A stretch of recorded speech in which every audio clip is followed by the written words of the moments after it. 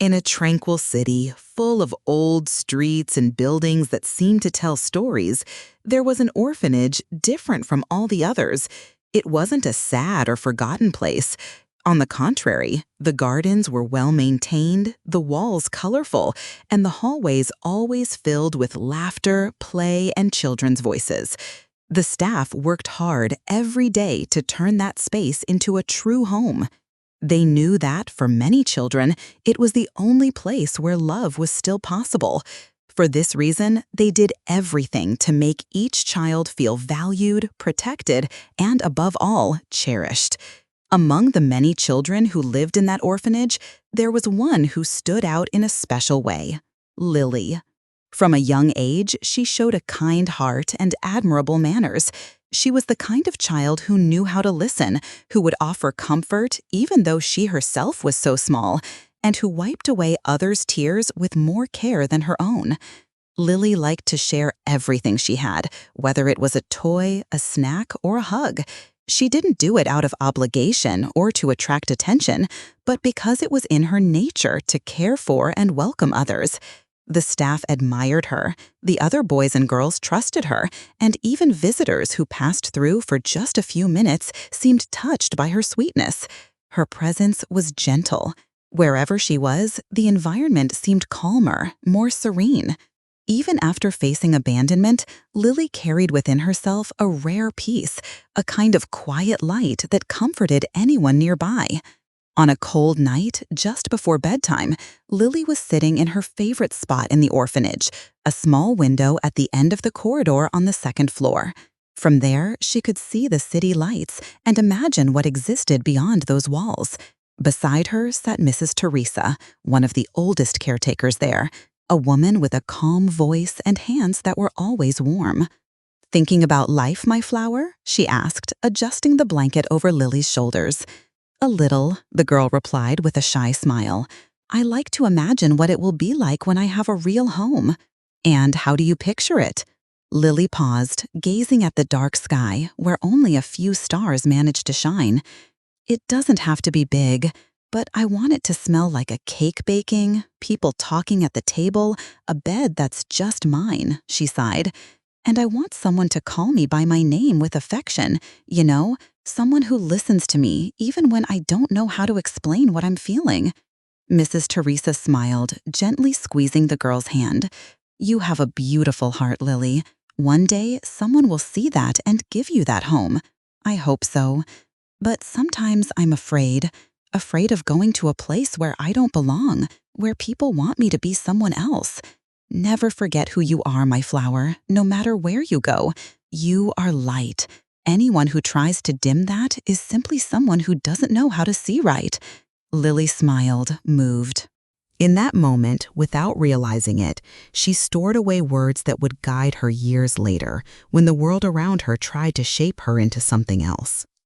On a rainy afternoon, as the children were gathering for snack time, the orphanage gate opened to a different kind of visitor. Florence, a woman with an elegant appearance and gentle voice, came in, observing everything closely. Her steps were calm, but her eyes seemed to carry an old weight, like someone who had lived a long time in silence. Florence was greeted kindly by the staff, who showed her the space and introduced her to some of the children. As she walked through the halls, she saw Lily sitting on the floor, helping a younger girl with her shoes. There was something in that simple gesture that touched Florence deeply. She watched Lily for a few minutes, how she smiled sincerely, spoke sweetly, and looked people in the eye. Unexplainably, she felt drawn to this girl who, without even trying, radiated a kind of purity Florence hadn't seen in a long time. During that very visit, Florence made a silent decision. She would do whatever it took to adopt Lily. A few days after the visit, Florence returned to the orphanage with all the paperwork ready. The adoption process was quick, facilitated by Lily's good record and by the care Florence showed. The news was met with joy by everyone. The staff knew Lily deserved a home, and she herself was radiant at the chance to finally have a family. On the day she left, Lily packed her small suitcase carefully. She took a few clothes, some drawings, and a doll she'd received last Christmas. More than the objects, she carried in her heart a world of hope. Florence's house was large and well kept, with antique furniture and elegant decor. Upon entering, Lily was enchanted by the space, but she also noticed the silence. There were no children's voices, no music, no smells of food in the air. Everything seemed too clean, too organized, and far too empty. Even so, Lily tried hard to believe this would be her new home, her new beginning. She wanted to be loved, she wanted to belong. And Florence welcomed her with gentle gestures and soft words, showing her the room and telling her that from then on, everything would be different. In the first few days, Lily tried to adapt to the new routine. The house was beautiful, quiet, and very organized, but something about it caused her a slight discomfort. It wasn't fear, it was as if the silence concealed secrets she couldn't yet understand. Florence was polite and kind, but also distant. She spent long periods alone in certain locked rooms and never explained what she was doing. Lily, even without wanting to seem curious, noticed the different smells coming from under the doors, a mixture of herbs, smoke, and something she couldn't identify. Time seemed to move more slowly there. Hours passed with few sounds, few encounters, few words. Lily missed the other children, the conversations in the yard, the spontaneous hugs. Despite all her efforts to feel part of this new life, a seed of doubt began to take root in her heart. Something there was not what it seemed, and deep down, she was starting to realize it. As weeks went by, Lily began to explore the house more. Amid long corridors and dimly lit rooms, she started to notice strange objects that hadn't been in sight those first days. In one of the rooms, she saw shelves full of old books, with titles in languages she didn't know and symbols engraved on dark covers. In another corner of the house, she found extinguished candles arranged in circles, bottles containing colorful liquids, and drawings marked on the floor with chalk. When she asked Florence about these things, the answer was always vague. They're family things, or you'll understand in time. Florence never forced her to participate in anything, but she left clues, stray words, lingering glances, subtle questions. And, almost without noticing, Lily began to feel enveloped by that mysterious environment. As strange as everything seemed, there was also a kind of curiosity, as if something was drawing her into that quiet, symbolic world. Little by little, the house no longer seemed merely silent. It started to feel enchanted and slightly eerie. Over time, Florence began to involve Lily in small activities. At first, they seemed like harmless games, lighting a candle, making herbal infusions, repeating phrases from an old book. She explained little, but always said that it was part of something greater, a knowledge passed down from generation to generation. Lily, still trying to please and adapt to her new life, agreed to take part. She felt that, in some way, this was a way to get closer to Florence and feel like she belonged to something. But inside, she often didn't understand what she was doing. As days went by, the rituals became more frequent. Florence said that Lily had a rare sensitivity and that she had been chosen by fate. Gradually, the girl began to memorize symbols, strange words, and to repeat gestures with precision. On a cloudy night, Florence prepared a protection ritual, as she called it. The room was lit only by candles, arranged in a circle around a small old mirror. "Tonight, you'll try to see beyond appearances," Florence said, handing Lily a lit incense stick and a ring with a symbol she didn't recognize. Lily did everything as she had learned. She drew the signs on the floor with chalk, lit the incense at the right moment, and repeated the words firmly, even without fully understanding them. Florence instructed her to look fixedly into the mirror. Observe. Trust what you feel. Lily obeyed. At first, she saw only her own reflection. But after a few seconds, the candlelight seemed to flicker. The room looked slightly blurry, and for a moment, just an instant, her eyes seemed to see something else. Her reflection was smiling, but the eyes were empty. Lily pulled away suddenly, frightened. "It's all right," Florence said softly. "Sometimes the mirror reveals what the world hides. It's a sign you're opening up." The girl tried to appear calm, but her heart was racing. That image wasn't hers, or maybe it was, but something was wrong. That night, she took a long time to fall asleep.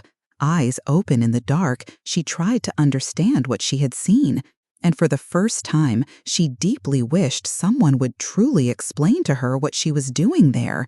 Sometimes I wonder if I'm losing myself or just growing up. I do what I'm told, follow instructions, repeat ancient words I barely understand, and at the end of the day, I look at myself in the mirror and hardly recognize myself. I miss laughing for no reason. I miss myself. The girl from the orphanage who cried and hugged without fear. Here, feelings seem too heavy to be spoken aloud. Am I being ungrateful, or am I just trying to remember who I am? She didn't know exactly what they meant, but Florence's steady and calm presence gave her a sense of security. At the same time, however, a strange feeling was growing in her chest, as if, with every new step, she was moving further away from who she truly was. As the rituals became part of her routine, Lily began to change, slowly, almost without noticing. The smile that used to come easily was now rare. Her eyes, once bright and light, began to carry a distant look. She no longer felt like playing, singing, or doing the simple things that used to make her happy at the orphanage. The colors around her seemed less vivid, and the silence of the house, which once felt strange, now became part of who she was becoming.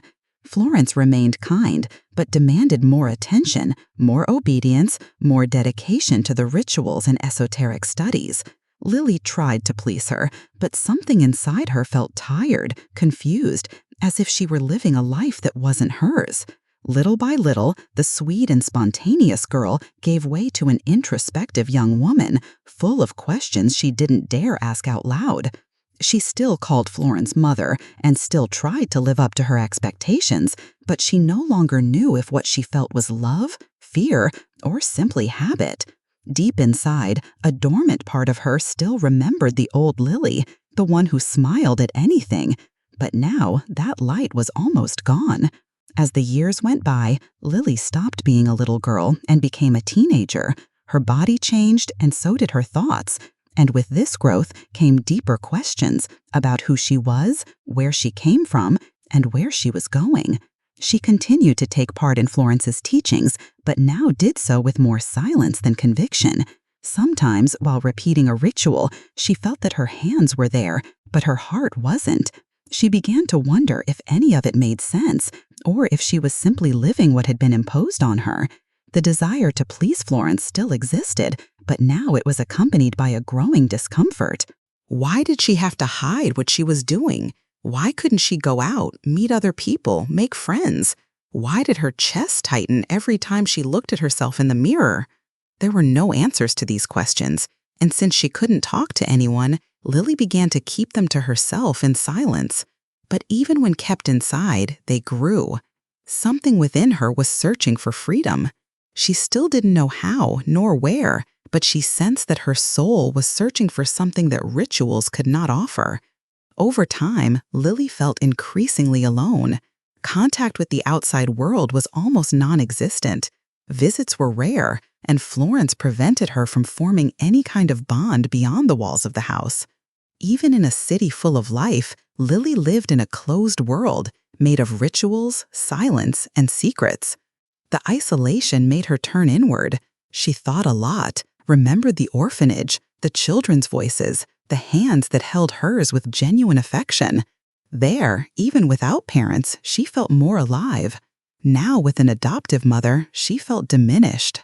Lily began to create small routines that brought her comfort, carefully tidying her room, tending to the garden's plants, watching the rain fall against the window.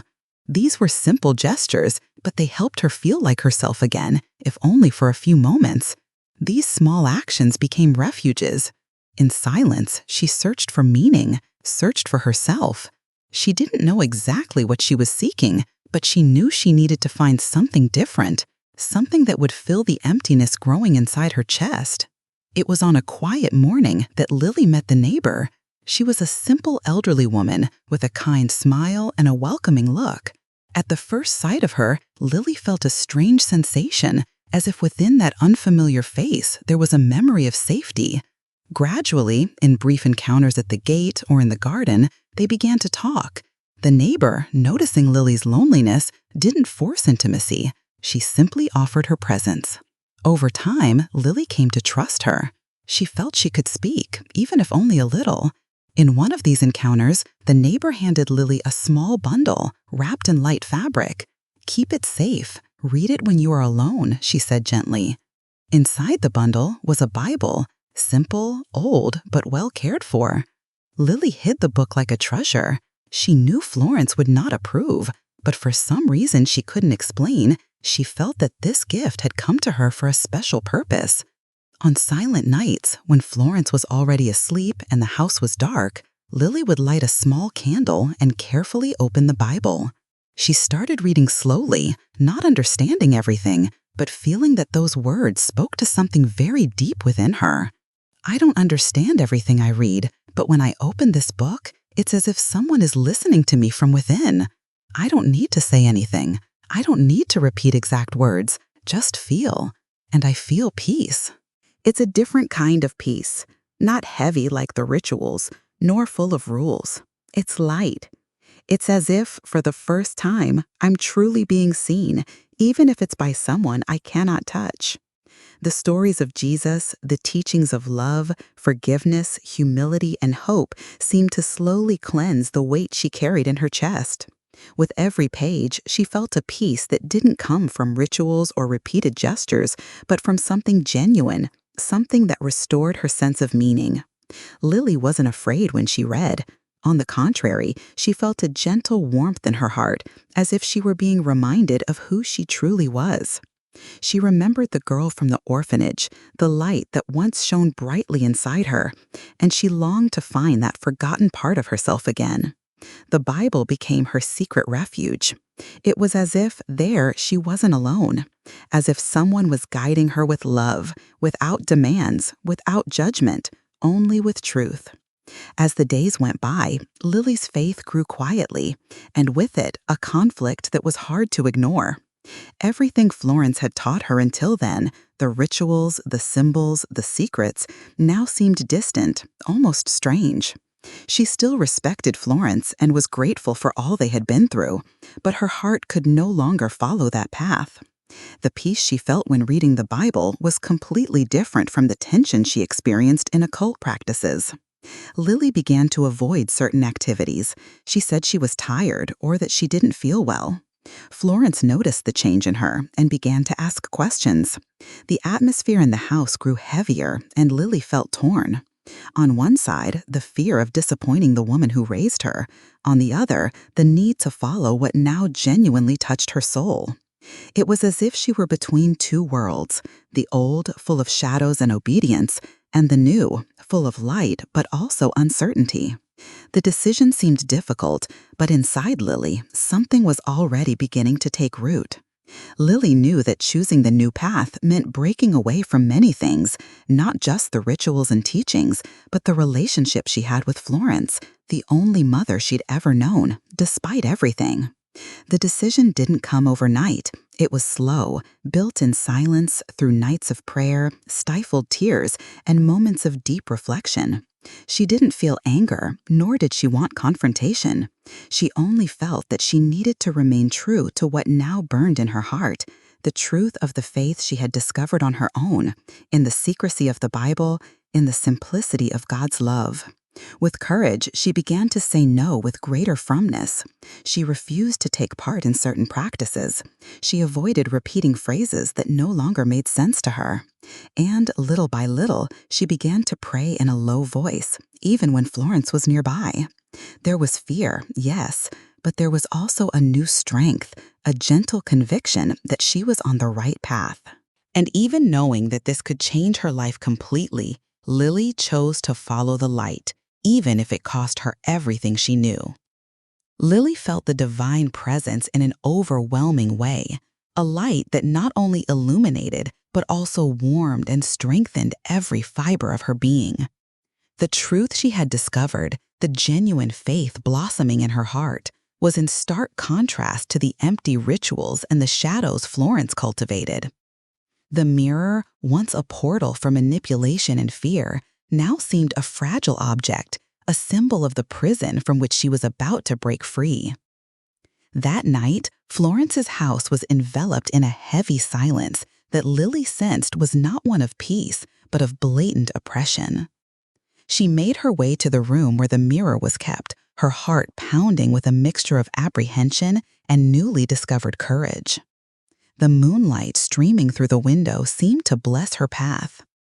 As she approached the mirror, she saw her own reflection, but this time it was not the frightened, submissive Lily of before. It was a Lily whose eyes shone with determination, a soul free even before her body was. She raised her hand, not in anger, but with the conviction of someone fulfilling a higher purpose. With a firm and resolute strike, the mirror shattered into 1,000 pieces, each fragment reflecting the moonlight like tiny shooting stars. The sound, though muffled, echoed through the silence of the house, a cry of freedom that only Lily could hear. The shards gleamed on the floor, but there was no darkness in them, only the promise of a new dawn. Lily felt a weight lift from her shoulders, a liberation that was as much physical as it was spiritual. She no longer needed that object, nor Florence, to define her path. Her faith was her guide, her strength. She knew that confrontation would be inevitable, but she was ready. The Lily who had entered that room was not the same one who would leave it. She was the Lily who had found the truth, and the truth had set her free. The sound of the mirror shattered echoed throughout the house, and it didn't take long for Florence to appear, her eyes fixed on the shining shards on the floor. Her face, usually impassive, twisted into a mixture of fury and disbelief.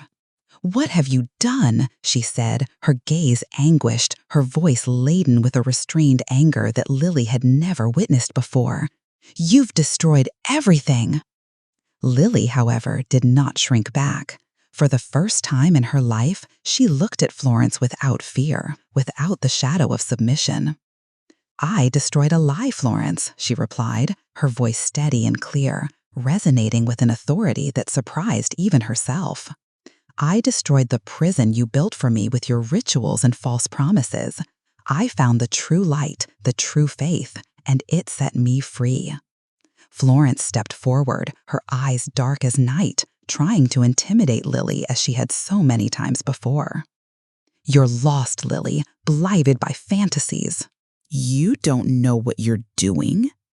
Her voice was a dangerous whisper, but Lily did not hesitate. "I know exactly what I'm doing," Lily retorted, taking a step back, not retreating, but preparing to leave. "I'm choosing the truth. I'm choosing freedom, and I'm choosing to bring that truth and that freedom to those who, like me, are trapped in darkness. I am no longer your prisoner, Florence. I am a child of the light now. Jesus has delivered me from the darkness, and my path is no longer yours." With those words, Lily turned, leaving Florence behind amid the mirror's shards and her own illusions. She did not look back. The world outside awaited her, a vast and unknown world, but full of possibilities. She departed with the certainty of her faith, with the mission to share the word of God she had found, and with the promise that, from now on, her life would be a testimony to the light that had dispelled the shadows. Lily, the girl who was once captive, was now a messenger of hope, ready to light the way for others with the truth that had set her free. And so, Lily went on her way, no longer as the imprisoned girl, but as a messenger of hope. With the Bible in her hands and unwavering faith in her heart, she became the light that once reached her, sharing God's word and biblical teachings with everyone she met, just as that lady had done for her, opening the eyes and hearts of many to true freedom.